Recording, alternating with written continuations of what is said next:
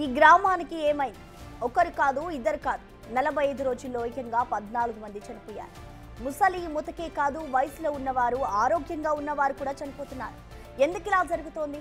ఊరికి కీడు సోకిందని కొందరు, మూఢనమ్మకాలు వద్దని మరికొందరు. కానీ ఇప్పటి కారణం మాత్రం తెలియడం లేదు.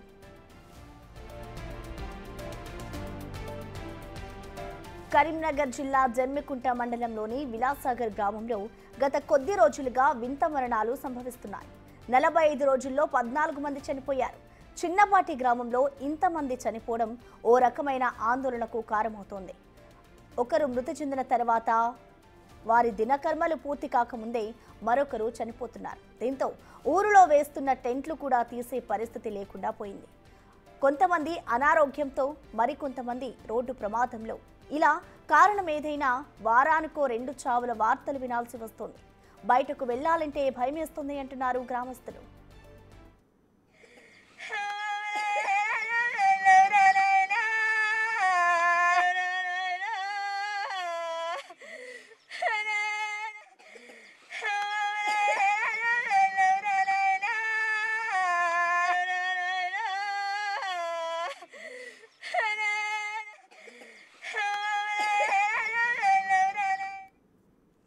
దీనికి సంబంధించిన పూర్తి సమాచారాన్ని మా ప్రతినిధి శ్రీనివాస్ లైవ్ లో అందించడానికి సిద్ధంగా ఉన్నారు.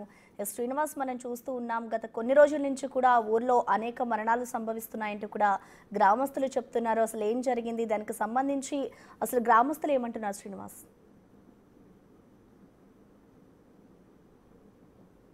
ఎస్ ప్రసన్న, కరీంనగర్ జిల్లా విలాసాగర్ జమ్మికుంట మండలము విలాసాగర్ గ్రామం లోపల ఒకరి తర్వాత ఒకరు దాదాపుగా ఇప్పటి వరకు 14 మంది ఆ గ్రామం లోపల 40 రోజుల వ్యవధి లోపల 14 మంది మృతి చేయడంతో అయితే ఆ గ్రామస్తులు అయితే భయాందోళనకు గురవుతున్నటువంటి పరిస్థితి కనబడుతుంది. ఎందుకంటే ఒక వ్యక్తి చనిపోయిన తర్వాత ఆ వ్యక్తి దశదిన కర్మ పూర్తి కాకముందే మరొక వ్యక్తి చనిపోయాడు. అలా కంటిన్యూగా 40 రోజుల నుంచి కూడా వరుసగా 14 మరణాలు సంభవించినాయి. అంటే ఆ గ్రామం లోపల ఏదో జరుగుతుంది అనేటువంటి అయితే భయం అయితే ఆ విలాసాగర్ గ్రామాన్ని వెంటాడుతున్నటువంటి పరిస్థితి కనబడుతుంది. ముఖ్యంగా ఇక్కడ విలాసాగర్ గ్రామం లోపల గ్రామానికి కీడు సోకింది. అంటే ఈ వరుస మరణాలు జరుగుతున్నటువంటి నేపథ్యం లోపల గ్రామానికి ఆ కీడు సోకిందని చెప్పి అక్కడ ఉన్నటువంటి స్థానికంగా ఉన్నటువంటి ఒక పంతులు చెప్పడంతో ఊరందరూ కూడా ఇంటికి తాళాలు వేసి ఊరి బయట ఉన్నటువంటి వాగుకు వెళ్ళి అక్కడ ఉదయం 7 గంటల నుంచి సాయంత్రం 6 గంటల వరకు, అంటే ఉదయం తెల్లారిన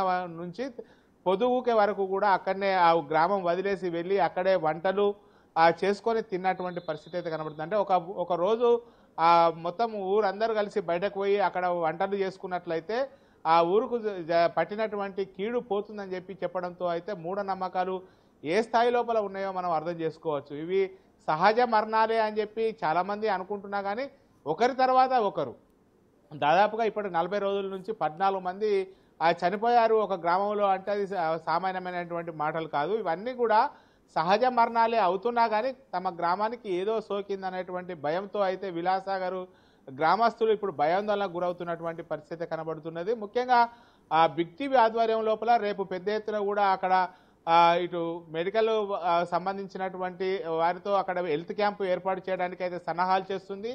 అదేవిధంగా జన విజ్ఞాన వేదిక ద్వారా కూడా మూఢనమ్మకాలు నమ్మద్దు అనేటువంటి ఒక అవేర్నెస్ కల్పించేటువంటి ఆ ప్రోగ్రాం కూడా బిగ్ టీవీ ఆధ్వర్యం లోపల ఏర్పాటు చేసేటువంటి ప్లాన్ కూడా చేస్తున్నటువంటి పరిస్థితి కనబడుతున్నది. మొత్తానికైతే ఈ 40 రోజుల వ్యవధి లోపల 14 మంది మరణాలు ఒకరి తర్వాత ఒకరు, అంటే ఆ 10 రోజులు ఒకరు మరణించిన తర్వాత 10 రోజులు పూర్తి కాకముందే ఒకరు ఆ గ్రామం లోపల మరణించడము, ఆ బస్టాండ్ వద్ద వివిధ రకాలైనటువంటి ఫ్లెక్సీలు 10 మంది వరకు ఫ్లెక్సీలు వెలవడంతో అయితే గ్రామం లోపల ఏదో జరుగుతుంది అనేటువంటి భయపడిపోతున్నటువంటి పరిస్థితి కనబడుతుంది. ముఖ్యంగా ఇటు సాయంత్రం 8-9 అయిందంటేనే ఆ గ్రామం నుంచి బయటకు రావాలంటేనే విలాసాగర్ గ్రామస్తులు జంకుతున్నటువంటి పరిస్థితి కనబడుతుంది. ఇలాంటి భయాందోళనలకు పోగొట్టడానికి బిగ్ టీవీ అయితే రేపు అక్కడ మెడికల్ క్యాంపు ఏర్పాటు చేసి ఒక అవేర్నెస్ ప్రోగ్రామ్ అయితే ఏర్పాటు చేసేటువంటి ప్లాన్ చేస్తుంది. ప్రసన్న, మనకు థ్యాంక్ యూ శ్రీనివాస్.